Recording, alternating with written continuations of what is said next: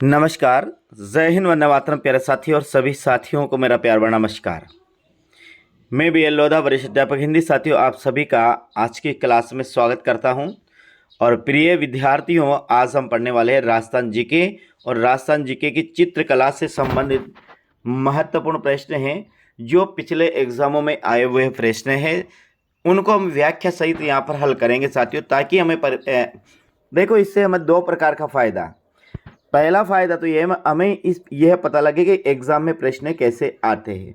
साथ ही अपन व्याख्या करेंगे साथियों, तो वह प्रश्न हमें भी याद होगा। और लगभग साथियों, अभी तक जितने भी एग्जाम हुए वो कर्मचारी चयन बोर्ड लो या फिर वो आरपीएससी या राजस्थान लोक सेवा आयोग लो साथियों, उनके द्वारा जो लिए गए पुराने पेपर है उनमें से वर्तमान में कोई सा भी पेपर तो राजस्थान जी के उसमें जो आता है, लगभग साथियों 70 से 75% वही प्रश्न रिपीट होते हैं जो पिछले एग्जामों में आए हुए हैं। बस शर्त यह है कि हमें याद नहीं होता है। तो वही प्रश्न रोजाना ही मैं आपके लिए क्लास लेकर आऊँगा साथियों। उस क्लास में आप ज़रूर बने रहेगा। मैं बेहतरीन रूप से उन प्रश्नों को हल करने की कोशिश करूँगा। तो आज एक बार फिर सभी प्यारे प्यारे विद्यार्थियों साथियों का स्वागत करता हूं इस क्लास में। और मेरे साथियों, यदि कोई चैनल पर पहली बार हो तो चैनल को जरूर सब्सक्राइब कीजिए और साथ साथ बेल आइकन दबाकर ऑल पर प्रेस कीजिएगा। वीडियो को लाइक और शेयर ज़रूर करिएगा ताकि मुझे पता लगे। देखिएगा, पहला प्रश्न आता है साथियों, बहुत शानदार प्रश्न है। राजस्थानी चित्रकला का सबसे पहले वैज्ञानिक विभाजन किसने किया? वीडियो 2012 और पटवारी 2011 में ये प्रश्न आया हुआ है। देखिएगा, राजस्थानी चित्रकला का सबसे पहले वैज्ञानिक विभाजन किसने किया? यहाँ चार ऑप्शन है साथियों। चार ऑप्शन ध्यान से देखिए। पंडित अंबिका प्रसाद शर्मा है, आनंद कुमार स्वामी है, सौभाग्य मालनी सौभाग्य मल गहलोत है साथियों ये, और श्री राय कृष्णदास जी। तो यहाँ आंसर की बात करते हैं डायरेक्ट अपन साथियों। तो इसका आंसर आनंद कुमार स्वामी अपना सही आंसर है। इनके द्वारा सर्वप्रथम राजस्थानी चित्रकला का वैज्ञानिक विभाजन किया गया है। अब देखिए, राजस्थानी चित्रकला को आनंद कुमार स्वामी राजपूत चित्रकला के नाम से प्रकाशन में लाए। क्या है? इन्होंने राजस्थानी चित्रकला को किस प्रकाश में लाए? राजपूत चित्रकला, ध्यान रखना, राजपूत और चित्रकला के नाम से यह प्रकाशन में लाए साथियों। 1916 में राजस्थानी चित्रकला का वैज्ञानिक विभाजन आनंद कुमार स्वामी ने सर्वप्रथम अपनी पुस्तक कब विभाजन किया? 1916 में इनके द्वारा विभाजन किया साथियों। ध्यान रखना, यदि पूछ लेते हैं। और 1916 में इनकी एक पुस्तक प्रकाशित हुई जिसका नाम है राजपूत पेंटिंग। क्या है? ध्यान रखिए, कब प्रकाशित हुई? ये हुई 1916 में प्रकाशित हुई। और उस पुस्तक का नाम है साथियों राजपूत पेंटिंग। इस राजपूत पेंटिंग में साथियों इन्होंने राजस्थानी चित्रकला का वैज्ञानिक विभाजन किया। राजस्थान के आधुनिक चित्रकला को आरंभ करने का श्रेय कुंदन लाल मिस्त्री को दिया जाता है। एक और यहाँ पर बात करें, राजस्थानी चित्रकला को आधुनिक चित्रकला को आरंभ करने का श्रेय क्या है? प्रश्न देखिएगा, समझिएगा। आधुनिक चित्रकला का आरंभ करने का श्रेय से किसी को दिया जाता है तो वो दिया जाता है कुंदन लाल मिस्त्री को। ध्यान रखना, नाम आता है कुंदन लाल मिस्त्री आता है। तो यहाँ पर देखिए, पहली बार राजस्थान चित्रकला का सर्वप्रथम जो वैज्ञानिक विभाजन किया वो किसने किया? आनंद कुमार स्वामी ने किया। और ये किस पुस्तक में किया? राजपूत पेंटिंग नाम की इनकी एक पुस्तक है, इसमें किया, 1916 में किया साथियों, ध्यान रखिएगा। और आधुनिक चित्रकला को आरंभ करने का श्रेय दिया जाता है, वो किसे दिया? कुंदन लाल माली को दिया। कुंदन लाल, हाँ, माली को, मिस्त्री नहीं होगा साहब, मिस्त्री मेरे हिसाब से ये कुंदन लाल मिस्त्री को दिया जाता है साथियों। ये पहला प्रश्न था। तो यहाँ अपना आंसर क्या होगा? आनंद कुमार स्वामी अपना पहला आंसर होगा साथियों। अगला प्रश्न आता है, राजपूत पेंटिंग शीर्षक से 1916 में किसने पुस्तक लिखी? देखो, ये आनंद कुमार स्वामी से प्रश्न है। ये साथियों वीडियो 2021 में पूछा गया, जेल पर 2017 में पूछा गया। और मैकेनिकल डिप्लोमा इंजीनियर की जो होती है साथियों 2022 में भी ये प्रश्न पूछा गया। तो ये राजपूत पेंटिंग शीर्षक से जो पुस्तक लिखी, किसने लिखी है? आनंद कुमार स्वामी ने लिखी। और इसमें क्या है? राजस्थानी चित्रकला का वैज्ञानिक रूप से विभाजन किया। साथियों ध्यान रखिए, किस रूप से? वैज्ञानिक रूप से इसका विभाजन किया गया है। तो ध्यान रखिए, यहाँ प्रश्न को आपको याद करना है, देखना है कि एक से ही कितने प्रश्न पूछे जाते हैं। तो राजपूत पेंटिंग शीर्षक से 1916 में जो पुस्तक लिखी है वो लिखी है आनंद कुमार स्वामी ने लिखी है। आगे अगला प्रश्न देखते हैं। देखिए ये प्रश्न है साथियों, झालावाड़ से लिखी राजपूत पेंटिंग किस राजपूत पेंटिंग स्कूल का हिस्सा है? मेवाड़, मारवाड़, हाड़ौती अथवा ढूंढाड़। साथियों तो यहाँ पर यदि इसकी बात करते हैं साथियों, अब ध्यान समझिएगा इस प्रश्न को, यह आया पशुधन सहायक 2022 में ये प्रश्न आया हुआ है। अब यहाँ पर पूरी बात करेंगे, अच्छी तरह से इसको समझने की कोशिश करेंगे, बस आप बने रहिएगा। अब देखिए झालावाड़ चित्रकला है साथियों, ये आती है हाड़ौती चित्रकला में आती है। राजस्थानी चित्रकला की शैलियों को भौगोलिक सांस्कृतिक आधार पर 4 प्रमुख स्कूलों एवं उनके उप स्कूलों में विभाजित किया गया है। वो 4 प्रमुख स्कूल कौन कौन से हैं, आपको इसको ध्यान से समझना है साथियों। इस प्रश्न की बिल्कुल व्याख्यात्मक इस प्रकार से हल करेंगे अपन कि आपका ये मेरे हिसाब से आपको ये याद हो जाने चाहिए। देखो एक है साथियों मेवाड़ है, एक मारवाड़ है, एक हाड़ौती है और एक ढूंढाड़ है। इन 4 भागों में आनंद कुमार स्वामी ने जो 1916 में इनकी जो पुस्तक प्रकाशित हुई जिसका नाम है राजपूत पेंटिंग। कब हुई? राजपूत पेंटिंग। इस राजपूत पेंटिंग में राजस्थान की जो चित्रकला है उसको 1916 में जो इनकी पुस्तक प्रकाशित हुई राजपूत पेंटिंग कब हुई? 1916 में हुई। इसमें पुस्तक में 4 भागों में राजस्थानी चित्रकला का विभाजन किया है, मेवाड़, मारवाड़, हाड़ौती और ढूंढाड़। साथियों अब मेवाड़ की बात करते हैं, यहाँ कौन मेवाड़ में आते हैं साथियों? नाथ द्वार आता है, आपको पता होगा, पढ़ा होगा। इसमें चावंड आती है, चावंड भी कहाँ आता है? मेवाड़ में आता है। इसमें साथियों उदयपुर आता है, क्या आता है? उदयपुर आता है। इसमें देवगढ़ आता है साथियों, क्या आता है? देवगढ़ आता है। इसमें साथियों बेगू भी इसमें ही आता है। इसके बाद कहते हैं शाहपुरा, केलवा, क्या है? शाहपुरा और साथियों केलवा। ये सब जो है चित्रकला के जितने भी रियासत है साथियों सब मेवाड़ में आते हैं। नाथद्वारा, चावंड, उदयपुर, देवगढ़, बेगू, शाहपुरा और केलवा। अब मारवाड़ की बात करते हैं साथियों, मारवाड़ में एक पहली बात तो मारवाड़ में जोधपुर है, जोधपुर के बाद बीकानेर है, बीकानेर के बाद जैसलमेर, जोधपुर, बीकानेर, जैसलमेर, जोधपुर, बीकानेर। ये किशनगढ़ की बात करते हैं, किसकी? किशनगढ़। पाली, नागौर, पाली भी इसमें आता है और नागौर भी इसमें ही आता है। ये सब आता है साथियों मारवाड़ पेंटिंग। अब हाड़ौती पेंटिंग में कौन कौन से आते हैं? तो हाड़ौती जो पेंटिंग कोटा, बूंदी, झालावाड़, कोटा, बूंदी और झालावाड़ की ये आता है। इसमें कौन है? एक आता है साथियों कोटा, फिर इसका आता है बूंदी और फिर आता है झालावाड़। साथियों ये आता है हाड़ौती शैली में। ढूंढाड़ शैली की बात करते हैं। ढूंढाड़ साथियों ये जयपुर का पुराना नाम है।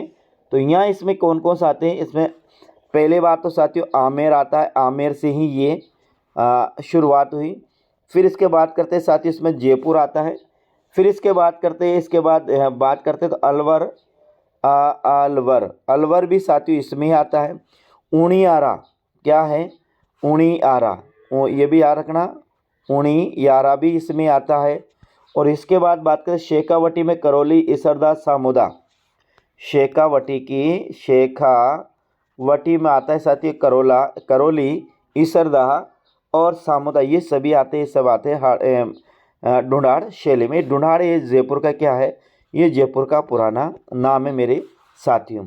तो याद रखना है राजपूत पेंटिंग है ये 1916 में किसने?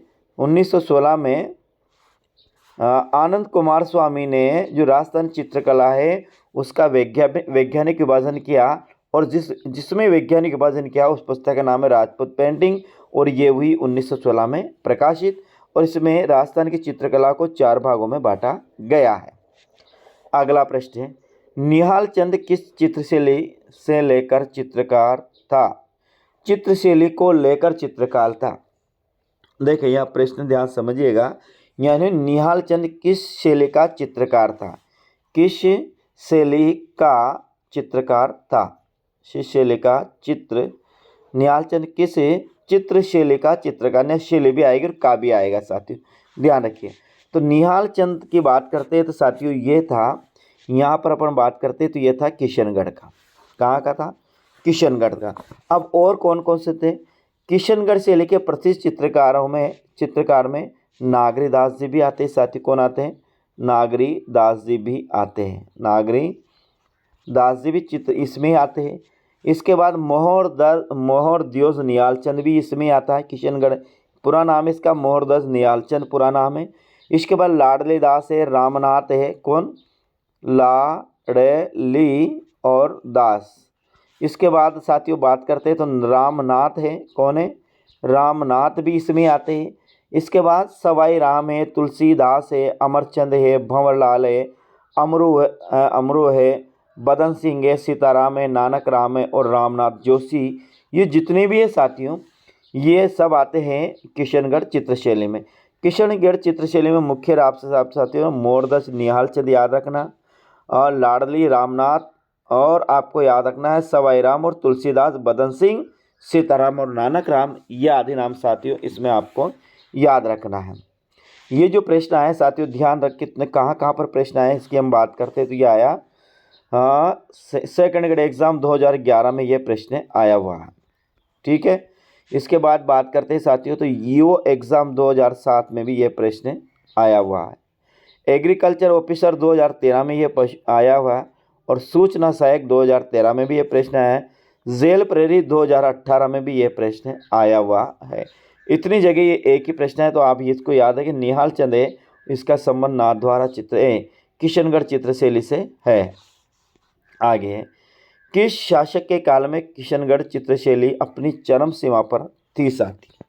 ये अपना यहाँ पर प्रश्न आता है कि किस शासन के शासनकाल में किशनगढ़ चित्रशैली अपनी चरम सीमा पर थी साथियों? तो इस डायरेक्ट इसके आंसर की बात करते हैं तो ध्यान रखना, वह आंसर है अपना साथियों नागरी दास।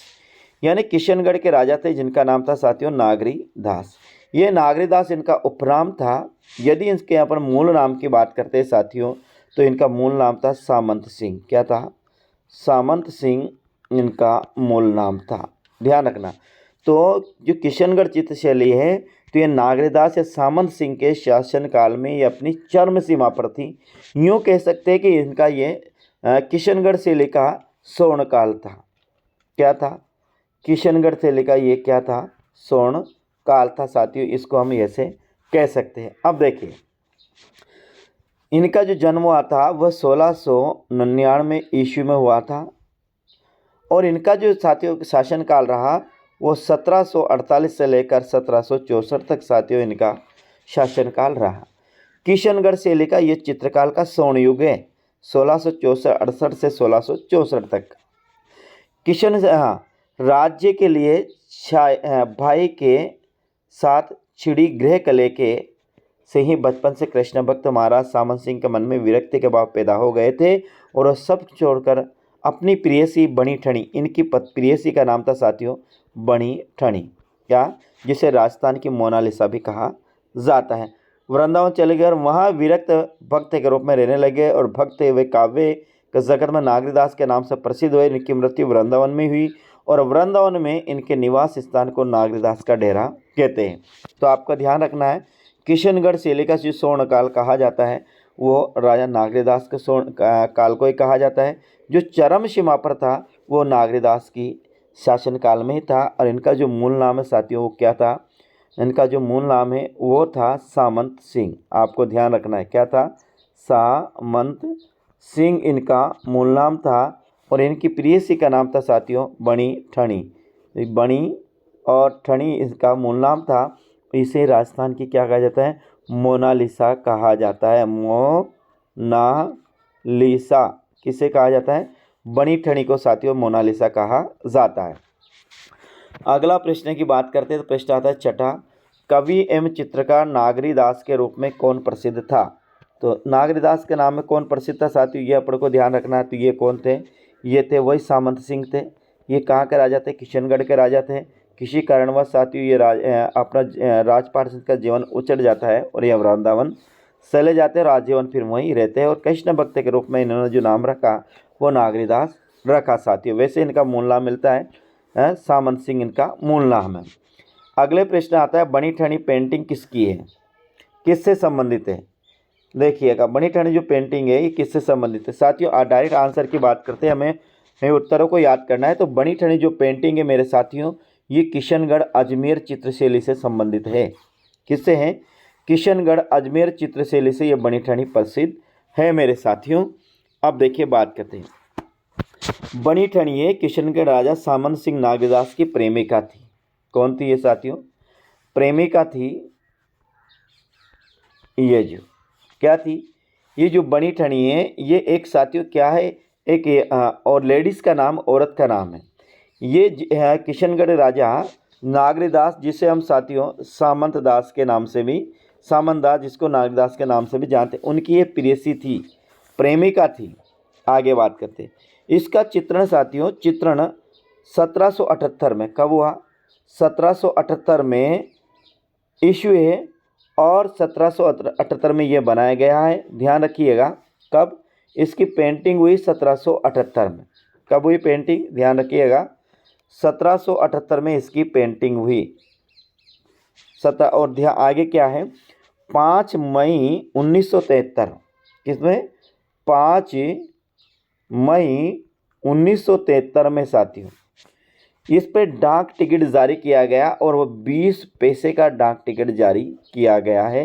ये भी आपको ध्यान रखना है कि यहाँ बनी ठनी पर जो चित्र बना 1778 में बना, 5 मई 1973 इस पर डाक टिकट जारी किया गया और ये 20 पैसे का डाक टिकट जारी किया गया। आगे बात करते हैं, इसका जो चित्रकार था बनी ठनी का जो चित्र बनाया है वो अभी देखा मोरदस निहाल चंद ने, निहाल चंद ने मेरे साथियों इस बनी ठनी के चित्र बनाया है। इस शैली के उपनाम की बात करते हैं, इस शैली को प्रकाश में लाने का श्रेय एरिक डिक्सन व फैज अली को जाता है। एरिक डिक्सन ने इसे भारतीय कला इतिहास में मोनालिसा कहा है। किसको, बनी ठनी को भारतीय इतिहास में मोनालिसा जो कहा है ये किसने कहा है साथियों, एरिक डिक्सन ने। एरिक डिक्सन ने इस बनी ठनी के लिए जो नाम प्रयोग किया है वो क्या, भारतीय कला इतिहास में मोनालिसा कहा है। भारतीय कला इतिहास में इसे क्या कहा है, मोनालिसा कहा है। किसने कहा, एरिक डिक्सन ने कहा है। और इसका जो बनी ठनी का जो चित्र बनाया था वो निहाल चंद, मोरदस निहाल चंद ने बनाया था। कब, 1778 में बनाया था और 5 मई 1973 में साथियों इस पर 20 पैसे का डाक टिकट जारी किया गया है। ठीक है साथियों। और वर्तमान में किशनगढ़ महाराजा के अजमेर संग्रहालय में स्थित है। एक मौलिक प्रति अल्बर्ट हॉल पेरिस में भी है। इसकी जो एक प्रति है साथियों पेरिस में भी है और एक प्रति साथियों कहाँ, पेरिस में है और एक प्रति है साथियों यहाँ पर अजमेर संग्रहालय में भी इसकी प्रति क्या है, सुरक्षित है। इस प्रश्न की बात करते हैं तो ये RS 2009 में प्रश्न आया है साथियों प्रिय में। इसी के साथ साथ ये जो प्रश्न आया है PSI यानी SI भर्ती 2021 में भी साथियों यह प्रश्न आया हुआ है। इसी की बात करते तो RPSC सेकंड ग्रेड 2011 में भी यह प्रश्न आया हुआ है। तो आपको ध्यान रखना बनी ठनी किशनगढ़ चित्रशैली से संबंधित है। बनी ठनी कौन थी, ये किशनगढ़ के राजा सामंत सिंह की प्रेमिका थी। इसका जो चित्र बनाया साथियों निहाल चंद ने बनाया। किसने बनाया, निहाल चंद ने बनाया। 1778 में साथियों इस चित्र बनाया। इस पर 5 मई 1973 में 20 पैसे का डाक टिकट जारी किया गया है। किशनगढ़ चेली को प्रकाश में लाने का श्रेय दिया जाता है साथियों। तो एक किसे क्या दिया जाता है, वो है एरिक डिक्सन और फैयाज अली। दो नाम मिलते हैं, एक तो एरिक डिक्सन और एक मिलता है फैयाज अली। इन दोनों ने इसे प्रकाश में लाया। और ध्यान रखिएगा एरिक डिक्सन ने बनी ठनी को साथियों भारतीय कला इतिहास में इसे मोनालिसा कहा। क्या कहा, मोनालिसा नाम दिया, मोनालिसा नाम दिया है साथियों। आपको इतना याद रखना है। अगला प्रश्न आता है इंडियन मोनालिसा के नाम से जाने वाला चित्रकार राजस्थान के किस चित्रकला से संबंधित है। प्रश्न है इंडियन मोनालिसा के नाम से जाने वाला चित्रकार नहीं साथियों, ये है चित्र। चित्र राजस्थान की किस चित्र शैली संबंधित है? राजस्थान पुलिस कांस्टेबल 2018 में प्रश्न आया, तो अभी देखा ये किशनगढ़ चित्र शैली से संबंध है। और ये किसका चित्र साथियों? बनी और ठनी का चित्र है। किसका है साथियों? ये बनी ठनी का चित्र है, बनी ठनी का चित्र है। और इसको बनाने वाले कौन थे? मोहरदस निहालचंद 1778 में इसको बनाया है साथियों। अगला प्रश्न की बात करते हैं। हाँ, 1973 में भारत सरकार द्वारा राजस्थान की किस चित्र शैली पर डाक टिकट जारी किया गया है? तो किस पर किया गया है? ये बनी ठनी पर जारी किया। कब किया गया? 1973 में नहीं साथियों, हाँ 1978 1778 में तो इसे बनाया गया और 5 मई 1973 में इस पर डाक टिकट जारी किया गया है। 5 मई 1973 में क्या डाक टिकट जारी किया। और कितने रुपए का किया गया है साथियों? ये 20 पैसे का डाक टिकट जारी किया गया है। ये जो प्रश्न आया हुआ है ये सेकंड ग्रेड एग्जाम 2011 में ये प्रश्न आया हुआ है मेरे साथियों। अगला प्रश्न है, निहालचंद किसके दरबार का चित्रकार था? तो किसके दरबार का? सामंत सिंह का। तो था किसके था साथियों? ये प्रश्न सामंत सिंह का ही था, क्योंकि बनी ठनी का जो चित्र बनाया है वो निहालचंद मोहरदस निहालचंद ने बनाया, 1778 में बनाया और 1973 में इस पर 20 रुपये का डाक टिकट जारी किया गया है। इसे भारतीय चित्रकला इतिहास में मोनालिसा कहा ज़्यादातर। किसने कहा? एरिक डिक्सन ने यह नाम दिया। निम्न में से कौन सा एक लोक चित्रकला का अंग नहीं है? पथवारी, फड़, मणिठनी या सांझी साथियों। इसमें से कौन सा अपना आंसर होगा साथियों? तो आंसर की बात करते हैं साथियों, तो यहाँ क्या है? चित्रकला का अंग नहीं है, ये है बनी ठनी साथियों।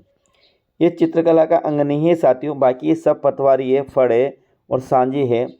ये साथियों एक प्रकार की एक पेंटिंग है, ये जो बनी ठनी है साथियों।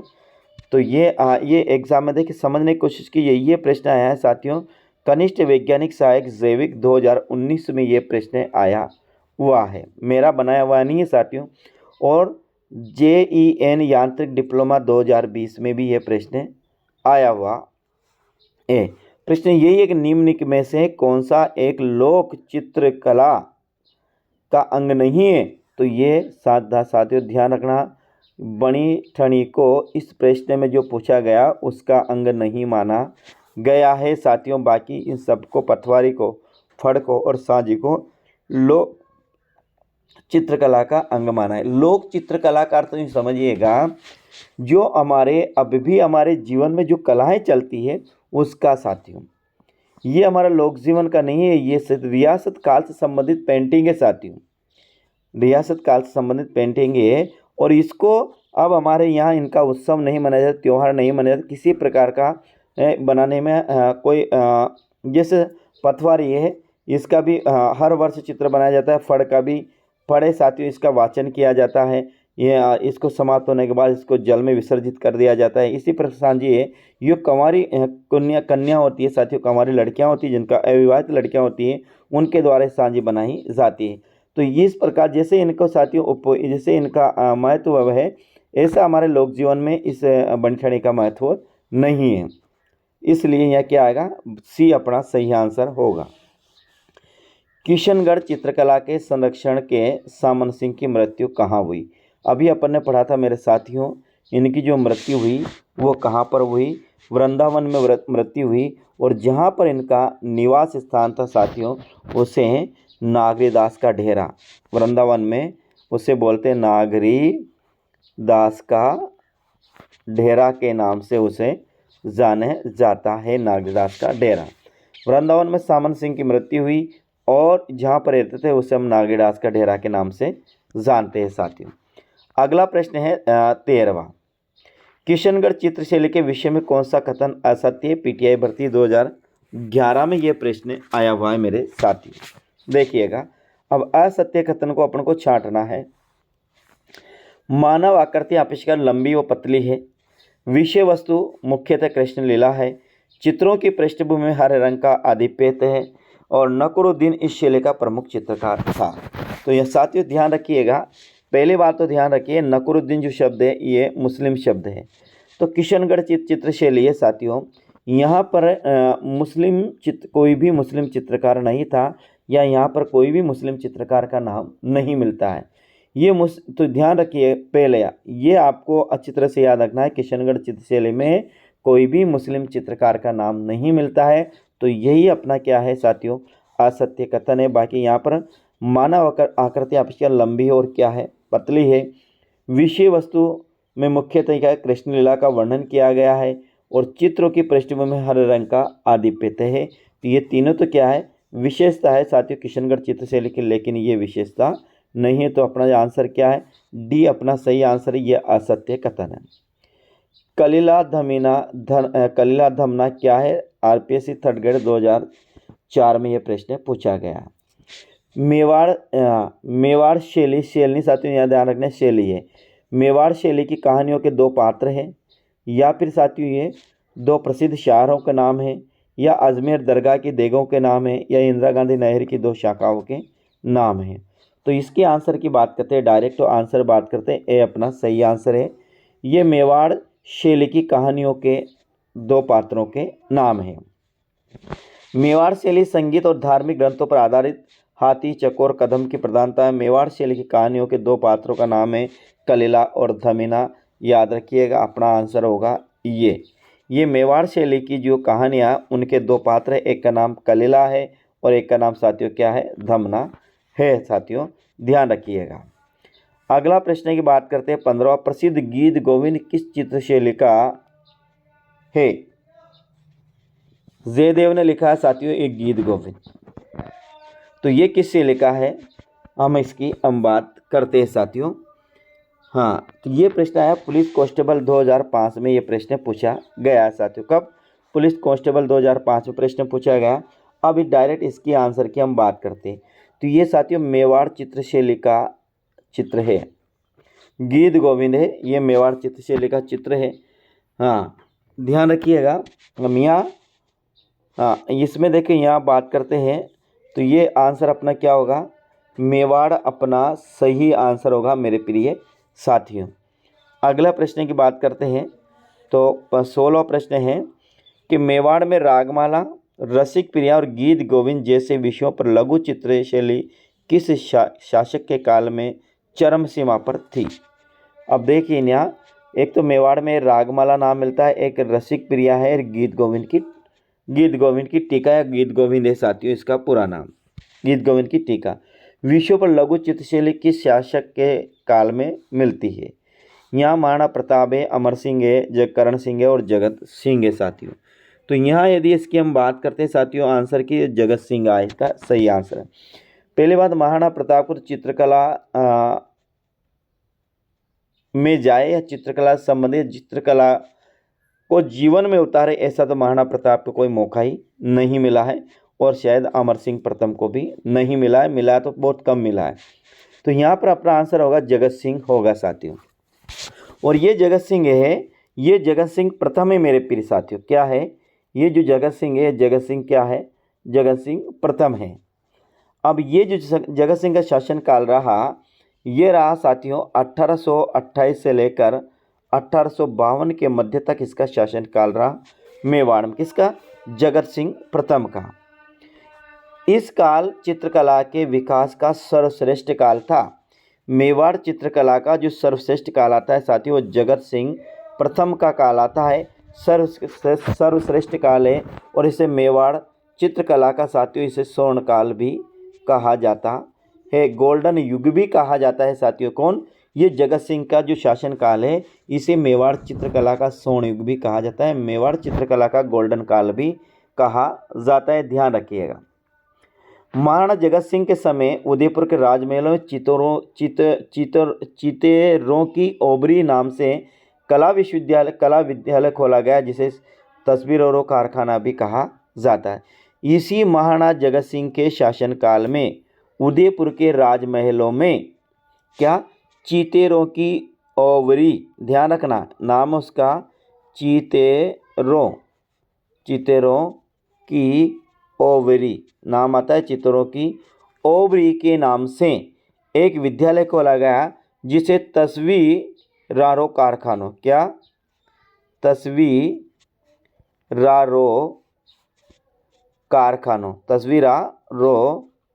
कारखानों के नाम से भी इसे जाना जाता था।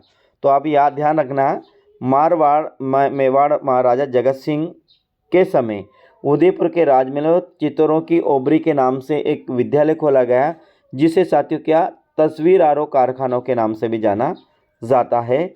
साथियों ध्यान रखिए। और ये रागमाला, रसिक प्रिया और गीत गोविंद है, ये सब साथियों महाराणा जगत सिंह के काल के ही प्रमुख चित्र है।